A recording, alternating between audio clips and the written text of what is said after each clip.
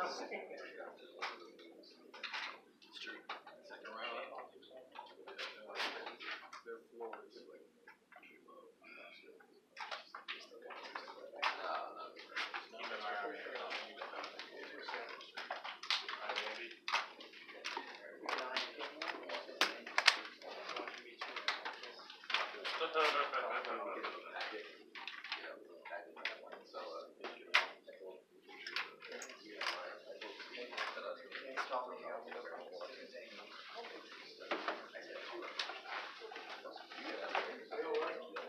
Stuart, what's going on?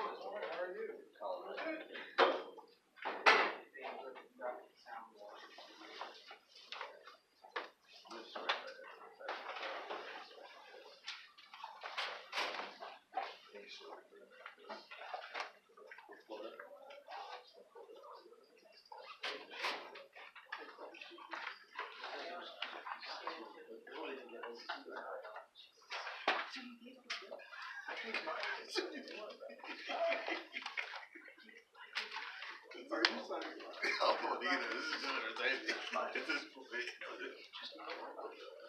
Oh, sorry.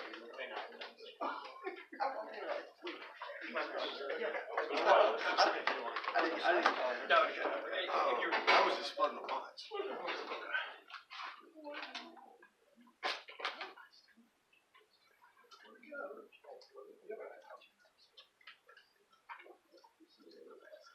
Some other guy in the hallway likes it. Got 4 players. Oh.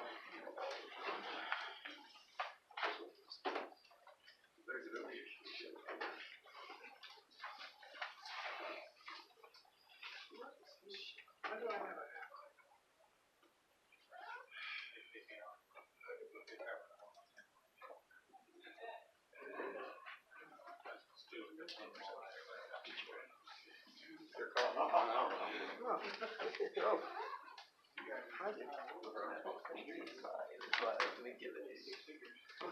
German I'll give you this one. No, you're good. I don't really remember. I think I'm good.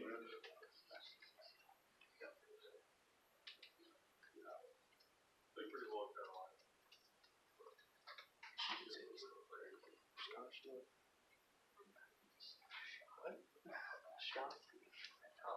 Wow.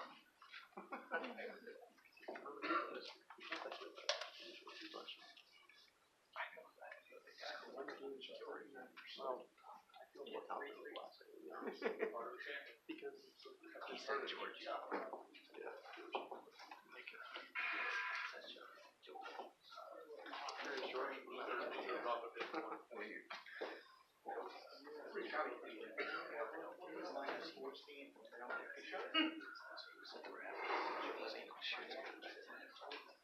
Oh yeah, it's like Georgia.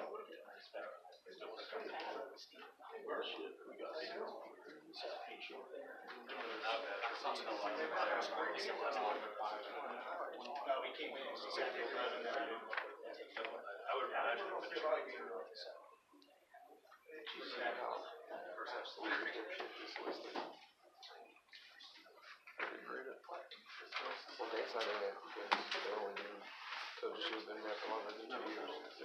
I'd seen that. I'd seen that he was on it. One of those absolute idiots though had number 3 James Franklin. That's a wild move.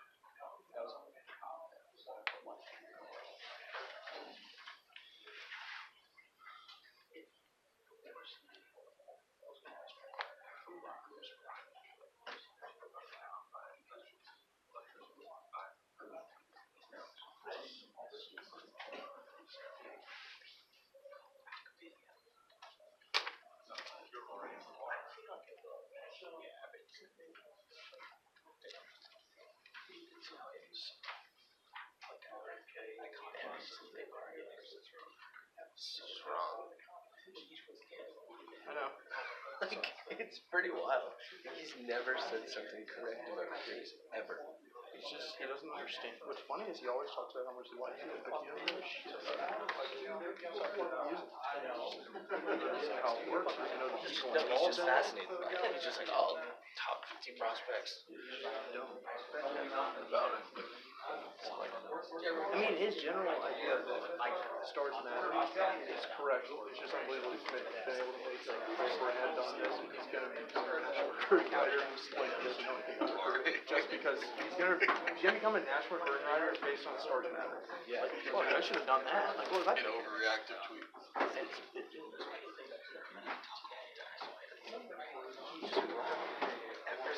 Everyone who's throwing quarterback that Ohio State needed second quarterback instead of Stroud, they needed to get this guy who ended up going to like Toledo from Ohio. He was putting one of the top 10 big ones. The only thing he's ever been is like directly coming from Fine.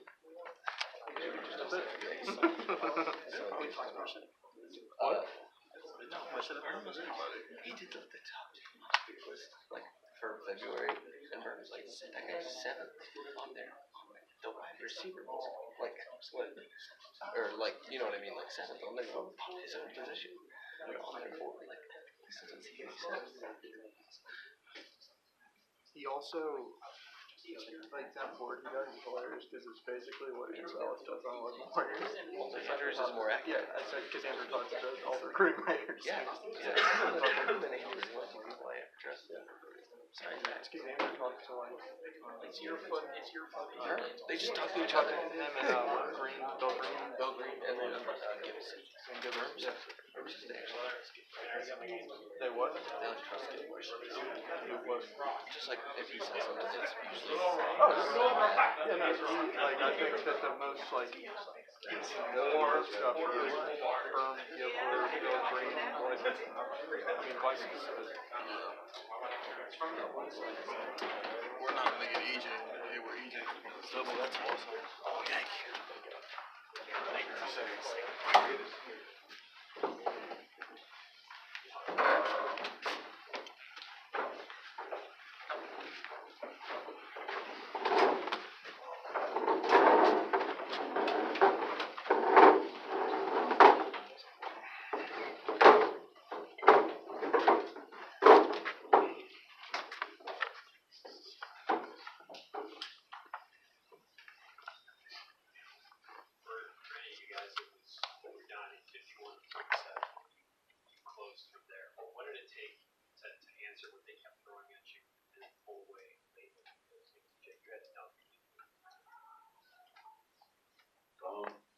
It was a big momentum swing. I got the dunk, but we just stayed together the whole game and played our butts off the whole entire game. So I feel like that helped us in the game. The 40-minute grind that our coaches talk about, and that really helped us. Yeah, just playing a full 40-minute effort together. We knew it was going to be a tough game coming in. I knew Illinois is a very good team. They weren't going quick, but we just had to keep putting efforts together. Eventually, we got it done. EJ, statistically, this is like clearly the best game you've had since you've been here. Some of that is seeing the extended diminished Kyle. What's clicking for you as we enter March here? Just me, embracing my role, go out there, play as hard as I can since college, and here I'm gonna try to pick up some of his energy that he brings, and that's basically about it. Just playing my hardest and getting a better condition. So. Did you notice when, like, I'm not gonna say things were easier, but like as the season kind of went along, where you were starting to maybe get it, when maybe you weren't the first couple games of the year? I felt like the game has slowed down a lot. Knowing personnel, just knowing what you got to go out there and do, and just embracing your role. And that took me a while, and I feel like I'm still getting there and embracing my role. Was there a game where you started to notice that? I've just been trying to play my hardest each game. You guys know anything about the 1960 team? I see Dan read that. He's a sports writer. I know who Jerry Lucas is. And did Coach talk about that this week, or did you meet them? Did they speak to you guys at all? Or? Yeah, actually, right around shoot around, they came out and we talked to them for a little bit, and they were on half court with us. And a few of them have been to like this banquet we've had, so we know all about their story and everything. But it was cool to see Bob and I actually back here. It would have been like first time he's been back since he was coaching Texas Tech. Yeah, it was awesome. You know, their history. What do you know about Lucas's rebound? It's crazy. Too much. Andre, game against Illinois, it seems like a game you guys could use Kyle, and EJ really stepped up in that role. What did you see from him today? He was huge for us. I mean, knowing that we're down a few guys, I mean, EJ's definitely been stepping up. You can definitely see it in practice how he's just been playing better and better. Just his energy today, just his physicality was great for us. Game over the first 4 minutes. That was a war. No, it was special. Yeah, just being able to be out there with my guys, you know, it's a great opportunity, you know, I'll remember for a long time. Great, Jake, you guys held Kofi 6 and 5, and Iowa didn't score in the final at half of it. Defensively, having to lock down those guys, what were you able to do to limit them in the last 10 minutes, especially? Yeah, I mean, Lucy did a great job on Iowa. That in the last 25 minutes, I mean, he really locked in and got the job done on him. And I mean, it was just a team effort, really. Just locking in on their key guys, just making sure they could get to their spots and make them uncomfortable doing what they aren't usually accustomed to doing. So it was something that we game plan that we had coming in, and we just executed. I think Coach Underwood said they're number 3 in rebounding in the nation, and you had 16 offensive boards tonight. How do you explain that? Because you were undersized and all that. Like I said, the 40-minute grind, just going out there, playing our hardest. We're down a couple guys and a lot of key guys, so we just went out there and just played our hardest. And Danny, you took it to the rack right off the bat. And the ball hung on the rim for like, what, 4.9 seconds or something like that? You know, I got the opportunity, it was going up, so, you know, yeah, I just glad it went in, so. Dre and Danny, have either of you had your shot blocked by EJ in practice? And what's that feeling? EJ threw a couple of mine in the bleachers, but He got one of Ron's. He definitely got one of Ron's. I had to cut from the next possession.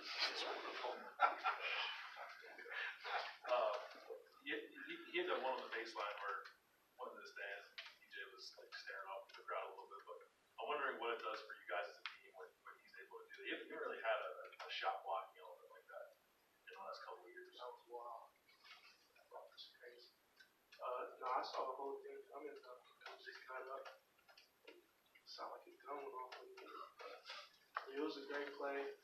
Great athletic play. I mean, you just see all the confidence. It's super athletic. When you bring energy like that, it just makes the whole team better. EJ, what was a bigger motivation for your game tonight? Ruining senior night for these guys or going against your home state school? Illinois is a good basketball team, but I didn't want to have my guys go out on a bad note in that last home game, so I was more motivated, and I feel like everybody was more motivated to get a win for these guys. On senior night, because last year on senior night they lost, so I feel like that was a big motivation. And Steven mentioned extended minutes with Kyle out. When you're seeing more regular minutes, you're kind of getting into a flow more frequently. How much has that helped kind of the growth you were talking about earlier? I feel like getting more minutes comes from getting in better shape and doing extra conditioning after practice and putting up exercise. So I feel like that's helped me a lot in these extended minutes. Andre, I just want to ask, at halftime, they were shooting 52%. I don't know if that came up when you guys were sitting there at halftime. That's very uncharacteristic for one of your opponents to have that high percentage. And then you guys held them like 37% in the second half. Defensively, just what did they talk about trying to change to get things under control in the second half? Yeah, we weren't really playing as hard as we could first half defensively, just giving them a few too many open shots. We knew they made a lot of tough ones too. We knew that if we just kept going and kept it together, that we get it back down. EJ, coach brought you over about 18 seconds left in the game. You gave him a smile. What did he say to you in that moment when you guys had to win? He said moments like these we look for, and he said I played my butt off, and they need more out of that. And he said I just been practicing as hard as I can and just paying off again. what's it like to hear that from him after going through this whole season and fighting to play these minutes and get in this role? It's a great feeling. I mean, he encourages me. He also pushes me to be the best I can be, and I'm not there yet. And still got a lot of more growing and doing a lot of more being coached by him. So that was a good moment. Andre, with everything that was going on tonight, last night, 60 team, it didn't mean senior day. What does it feel like to just come away with a win against another great team to play the way you guys did and close it out? And it was great for sure. We knew that coming into this week we had two great opponents, and to have one down and another big one coming up, we know that we need these two wins to look at the Big Ten standings and give us the best seed for the Big Ten tournament. So we're looking forward to this game and we'll have another down. What did you think? There was a play in the second half where your brother scored on Kofi and kind of stared him down as he walked away. What did you think of that one? That's Caleb. He's wild, but yeah, I'm happy for him. He played good too, so that was a good moment for him, and hopefully he'll keep going. Just wondering, guys. I mean, this is 4 in a row and 9 of 11, and you got Michigan State coming up on. So the confidence level, Andre, of you guys right now. This was a team that was playing for maybe a share of the Big Ten title. Michigan State's gonna be another one. What's the mindset of you guys and the confidence level of you guys with the challenge of that? Yeah, I mean, we just play with a lot of confidence right now. Just getting back to what we were doing earlier this season, really just playing freely, playing more connected defensively, offensively, and we're just trying to keep that going. Anyone have any last questions?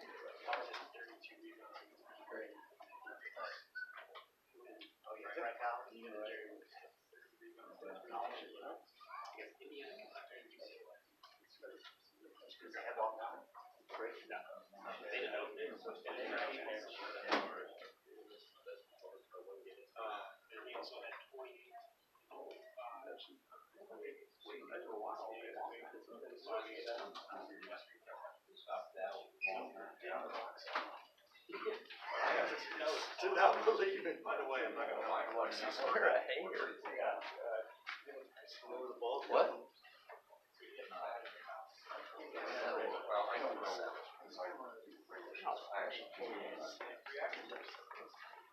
But just close the access.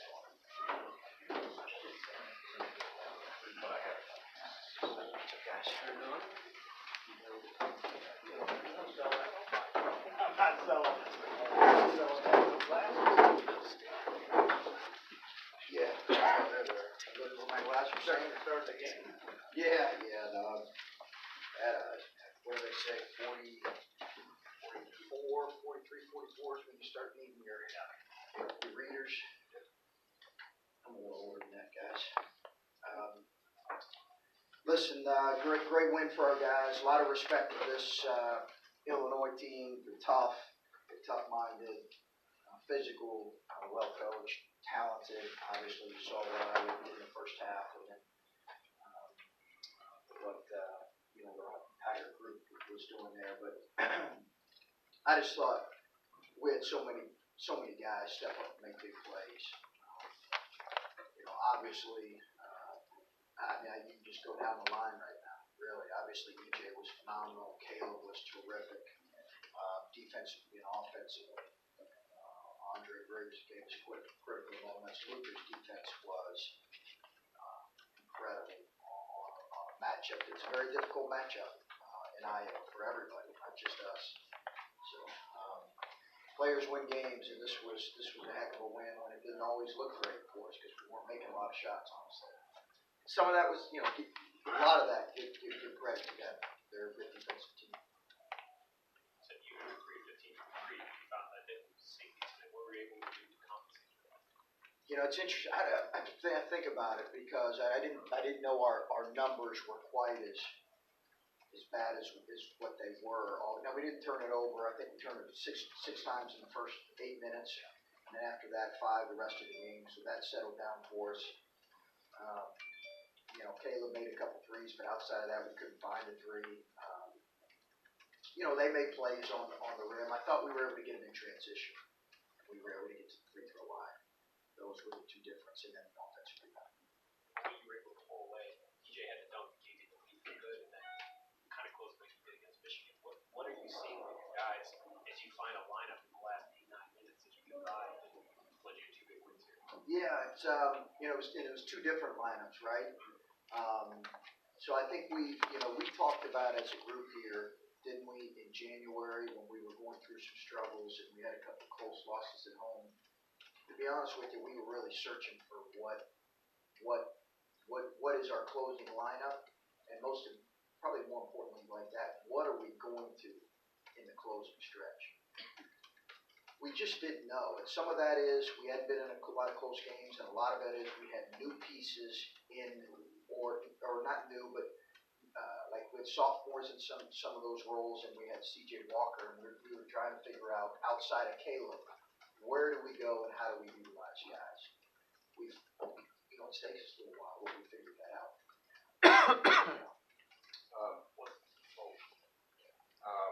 Caleb, second half, scores 15 and had the and one on Colburn. What did you see out of him? What really got him going?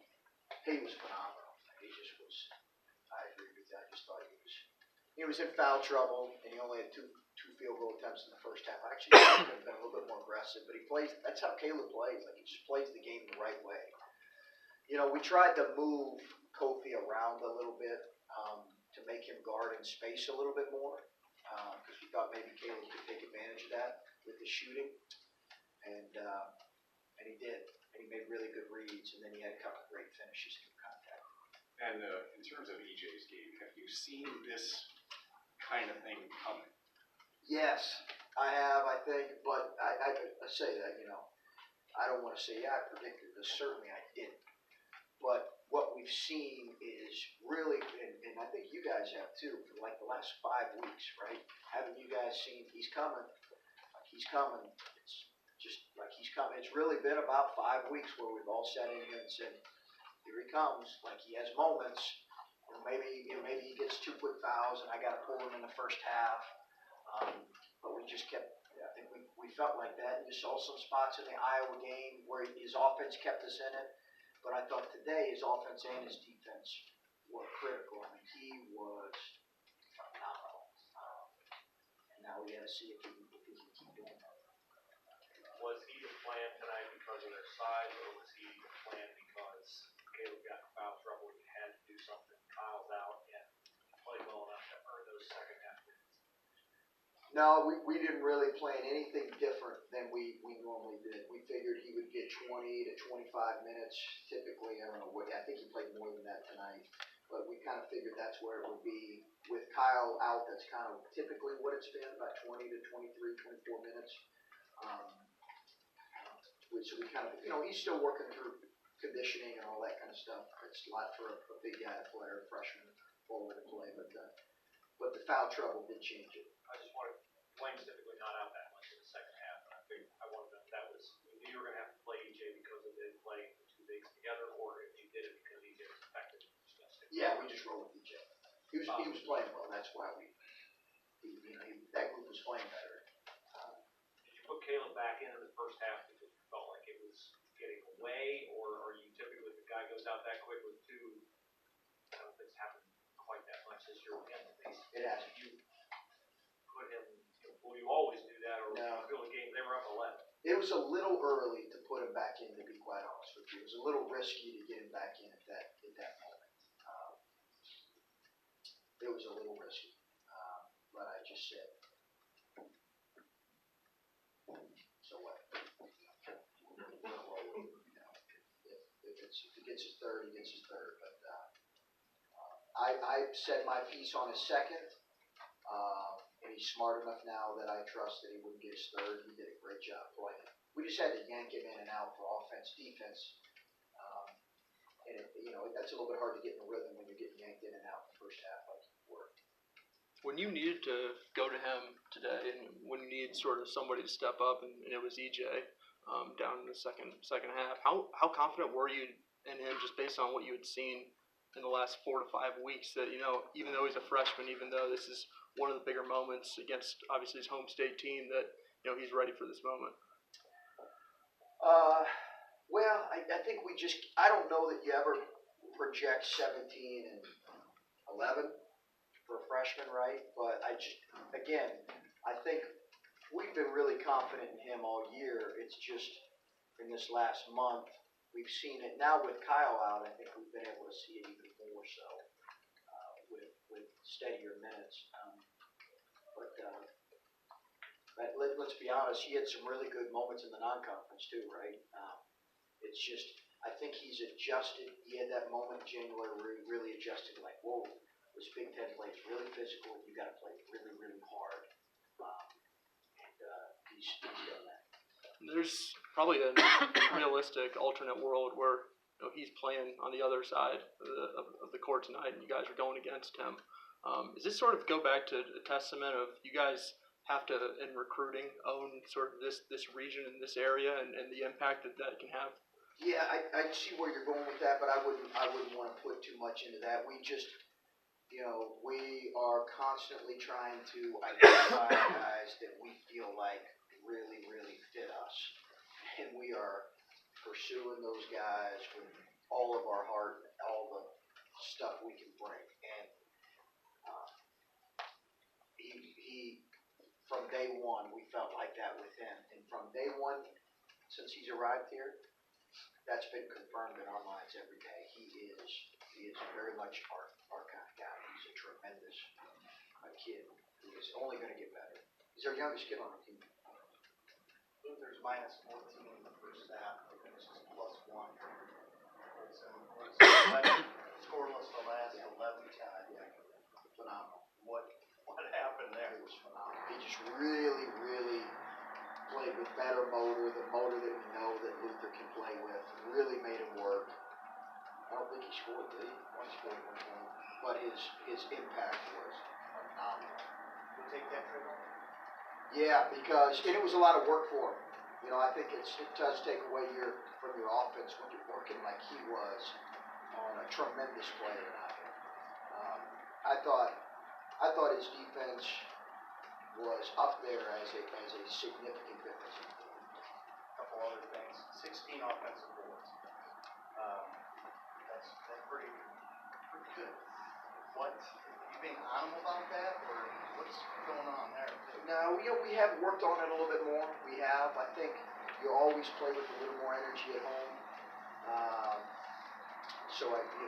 But we have been on him a little bit more about having more guys go. I just think we're doing a little bit better job of it. We've actually moved up in the last 3 or 4 weeks in offensive rebound percentage in the conference. I do think when you get to tournament time, if you can get a few easier baskets in those ways, it helps you. I think that's part of what I've been thinking in the last 3 or 4 weeks is can we get better at that area. Last thing, you get to talk to the 60 team at all, any of those guys? Yeah, thank you for saying that. We did. We took a picture with the 1960 team, and big, this was obviously senior night, a chance to honor the 1960 national champion team. They came to shoot So it was really it was a phenomenal experience, I think, for all of us to just, we didn't get to spend time with everybody. We had a game to play, but it was great having him. What do you know about Lucas other than at 30 rebounds a game? He's been to several games, right? So I've had a chance to spend some time, a little bit of stop time with him, and actually saw him after the Michigan game as well. But it's pretty cool having him right there. Obviously, you'd rather have Kyle Young on the floor, but is this kind of best case scenario when you get a highly rated recruit in here and he's getting extended opportunities, kind of works out how it does today, where it kind of blossoms? Yeah, and I think he's done a great job kind of seizing that opportunity that's been there, and some of it is Ryan Day came back in the locker room after the game, and I thought he had a great way of kind of he actually looked at EJ and say, listen, I've seen you get better, because I think Ryan watches a lot of our games, just like I watch all of his games. He talked about, every guy's path is different. Every guy's path is different, and you got to own your own path. And sometimes guys figure it out a little earlier. Sometimes guys figure it out a little bit later, and he's really come on, and it's a credit to the kind of kid he is. What's changed as far from the last time Kyle missed some time? He was in this position to get extended minutes. I think from EJ's perspective, I don't know, you have to ask him. My guess is he just has a greater understanding of how hard you have to physically to play in this league. It's different than non-conference, right? It just is.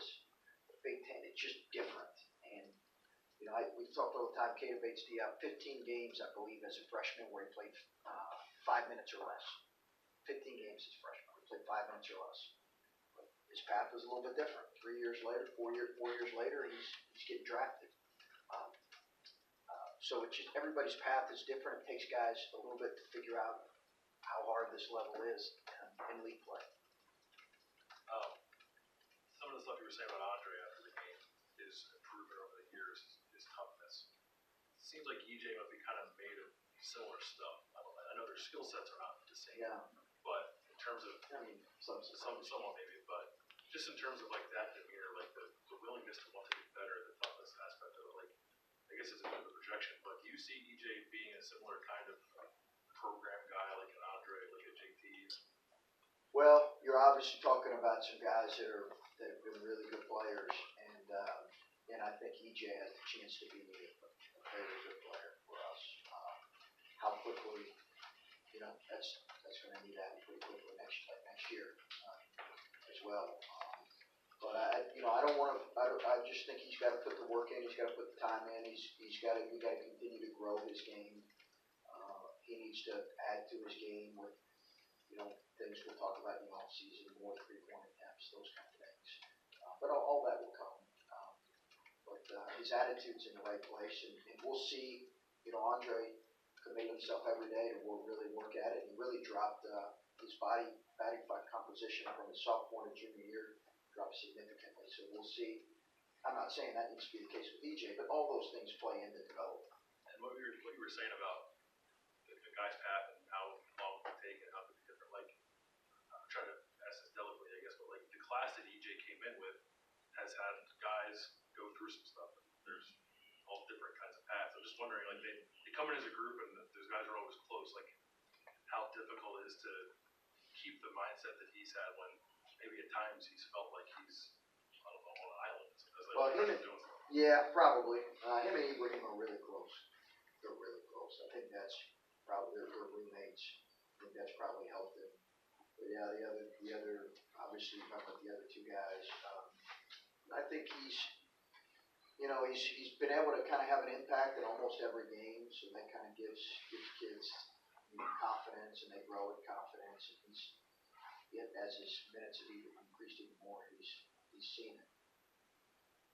To open the second half, there was a lot of back and forth runs. You guys cut it to 4, and they would extend, and we know how AO can get hot.